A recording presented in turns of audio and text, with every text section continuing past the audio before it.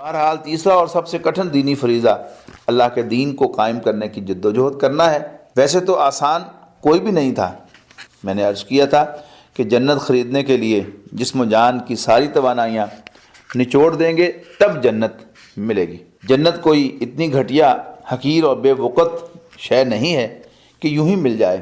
چنانچہ پہلا قدم بھی اسلام آسان نہیں تھا۔ بقول اقبال چمی گویم مسلمانم بے لرزم کہ دانم مشکلات لا الارا۔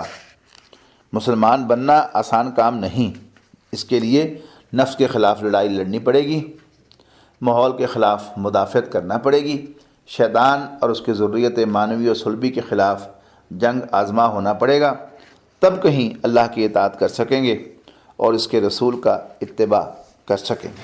دوسرے فریضے کی ادائیگی میں اپنے شاندار کیریئر چھوڑنے پڑیں گے۔ ظاہر ہے کہ وہی وقت اور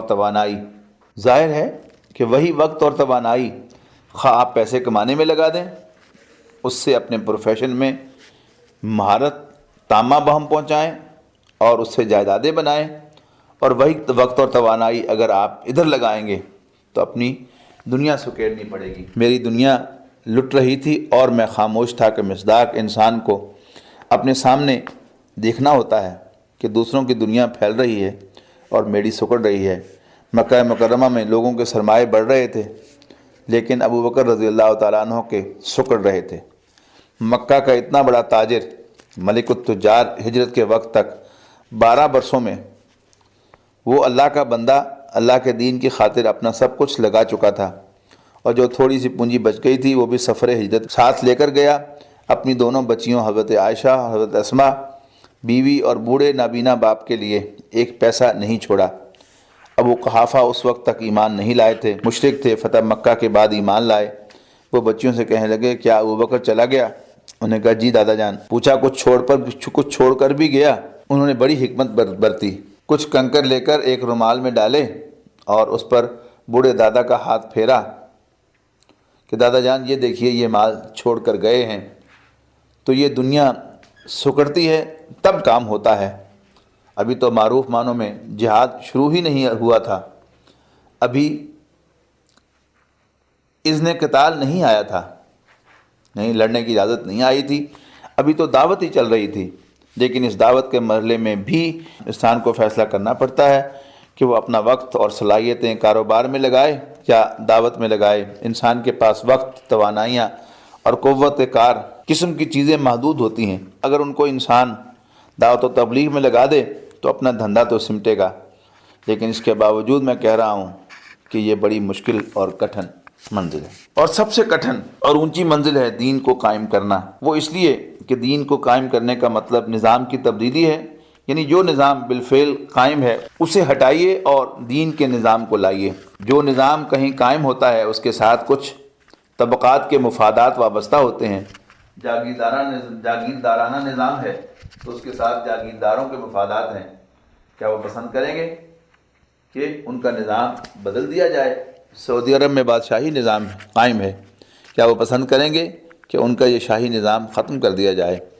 وہ تو اس کا نام لینے والوں کی تکہ بوٹی کر دیں گے۔ کیا ایران کا بادشاہ آسانی سے چلا گیا تھا؟ اس نے کتنے انسانوں کی تکہ بوٹی کی تھی، کتنے لوگ تھے جن کو ساوک کے بھیڑیوں نے مائم کیا، جن کے بازو کاٹ دیے، جن کے جسم مفلوج کر دیے، اور پھر کتنے ہزاروں تھے جن کے لاشیں سڑکوں پر تڑپے ہیں، نہ صرف مردوں کے بلکہ عورتوں کے بھی۔ عورتوں کا جلوس نکلا شیرخوار بچوں کو گود میں لے کر جن پر گولیوں کی بوچھاڑ کی گئی۔ اس کے بعد بادشاہ وہاں سے بھاگا ہے کہ اگر یہاں کی عورتیں اپنے شیرخوار بچوں کو گود میں لے کر فائرنگ اسکواڈ کے سامنے آ سکتی ہیں تو پھر کل میرا حشر کیا ہوگا؟ ایسا نہیں تھا کہ اس کا اسلحہ ختم ہو گیا تھا، اسلحہ تو اس کے پاس بے شمار تھا۔ پورے ایشیا میں اتنا بڑا اسلحہ خانہ کسی اور ملک کے پاس نہیں تھا، لیکن وہ عوام کی طاقت کے آگے کھڑا نہ رہ سکا۔ عوام اگر مرنے کے لیے آمادہ ہو جائیں تو پھر بڑی سے بڑی طاقت ان کو شکست نہیں دے سکتی۔ لیکن بہرحال نظام کا بدلنا آسان نہیں، اور یہ ہے اقامت دین جو فرائض دینی کی تیسری اور بلند ترین منزل ہے۔ سورہ شورى کی آیت نمبر 13 میں مسلمانوں کو اسی فریضہ کی ادائیگی کا حکم دیا گیا ہے۔ فرمایا اعوذ باللہ من الشیطان الرجیم شرع لکم من الدین ما وصی بہ نوحا والذی اوحینا الیک وما وصینا به ابراہیم و موسیٰ و عیسیٰ ان اقیموا الدین ولا تتفرقوا فیہ۔ اے مسلمانوں، اس سے تمہارے لیے بھی دین کے بارے میں وہی شے معین کی ہے۔ اے مسلمانوں، اس نے یعنی اللہ تعالیٰ نے تمہارے لیے بھی دین کے بارے میں وہی شے معین کی ہے جس کی وصیت کی تھی اس نے نوح کو، اور جو وحی کی ہے ہم نے اے نبی صلی اللہ علیہ وسلم آپ کی جانب، اور جس کی وصیت کی تھی ہم نے ابراہیم علیہ السلام کو اور موسیٰ علیہ السلام کو اور عیسیٰ علیہ السلام کو کہ دین کو قائم کرو اور اس میں متفرق نہ ہو جاؤ۔